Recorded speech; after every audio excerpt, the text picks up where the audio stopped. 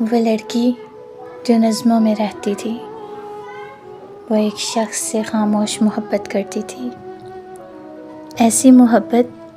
جس کی کوئی آواز نہیں ہوتی مگر جو دل کے ہر کمرے میں گونجتی رہتی ہے۔ نہ اس نے کبھی اپنے جذبات کا اعلان کیا، نہ کبھی اس شخص سے کسی وعدے کی خواہش کی۔ وہ صرف اتنا جانتی تھی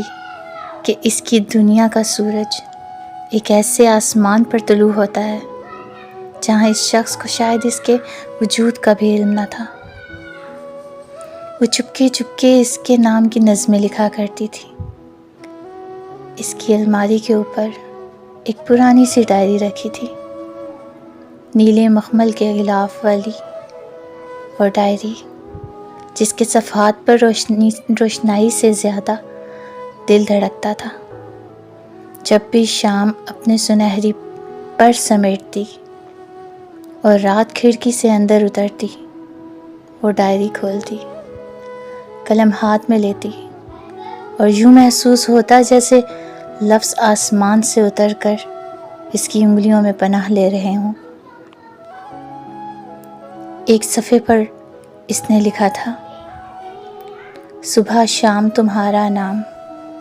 تمہاری مالا جپتی ہے، صبح شام تمہارا نام تمہاری مالا جپتی ہے،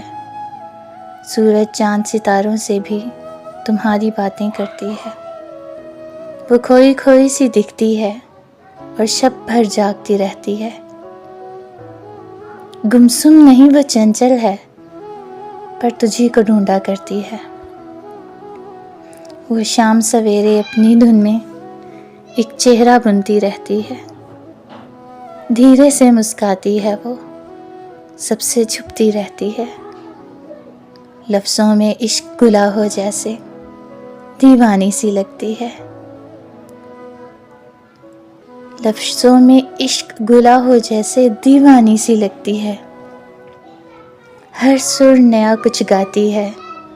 وہ دھیرے سے مسکاتی ہے، چھو جائے جو گرم ہوا تو گھنٹوں روتی رہتی ہے، اوس کی بوندوں پر تیرا نام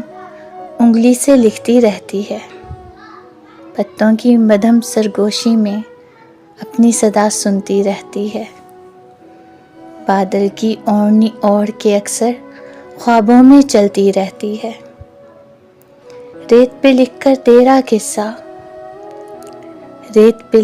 تیرا قصہ موجوں کو دے دیتی ہے،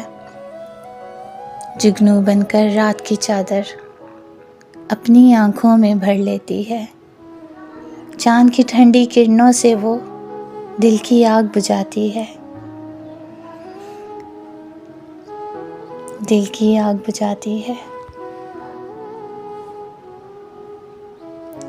یہ نظم کسی شاعر نے نہیں لکھی تھی، یہ ایک ایسی لڑکی نے لکھی تھی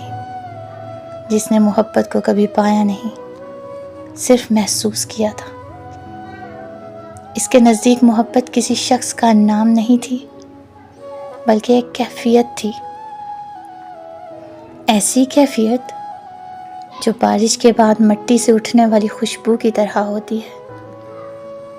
نظر نہیں آتی مگر پورے وجود کو اپنے حصار میں لے لیتی ہے۔ وہ شخص روز اس کے سامنے سے گزرتا تھا، سادہ لباس، آنکھوں میں عجب سی سنجیدگی اور چہرے پر وہ بے نیازی جو انجانے میں کسی کو عمر بھر کا شاعر بنا دیتی ہے۔ وہ اسے دیکھ کر نظریں جھکا لیتی، اسے ڈر تھا کہ اگر اس کی آنکھوں نے کبھی اپنے راز بیان کر دیے تو اس کی ساری نظمیں بے معنی ہو جائیں گی، کیونکہ بعض محبتیں کہیں نہیں جاتی، صرف لکھی جاتی ہیں۔